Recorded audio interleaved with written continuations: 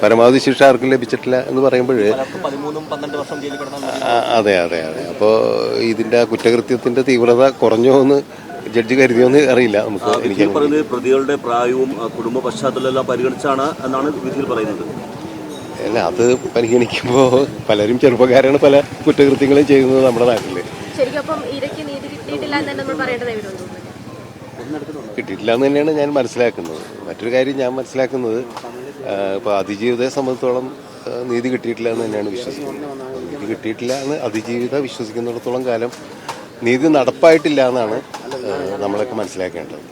എനിക്കതിനെക്കുറിച്ച് അത്രേ പറയാനുള്ളൂ. ഇപ്പോൾ വലിയ വിവാദം നടക്കുന്നത് നടൻ ദിലീപിനെ ഈ കേസിൽ കുറ്റമുക്തനാക്കിയത് വലിയ രീതിയിലുള്ള പ്രതിഷേധവും സോഷ്യൽ മീഡിയയിൽ അടക്കം നടക്കുന്നുണ്ട്. കോടതി അദ്ദേഹത്തിനെതിരെ മതിയായ തെളിവില്ല എന്ന് കണ്ടാണ് അദ്ദേഹത്തെ വിട്ടയച്ചിരിക്കുന്നത്. താങ്കൾ എങ്ങനെയാണ് ഈ വിധിയെ കാണുന്നത്? അല്ല, അതിനോട് ഞാൻ പ്രതികരിക്കുന്നില്ല. എനിക്കതിനോട് പ്രതികരിക്കാൻ ബുദ്ധിമുട്ടുണ്ട്.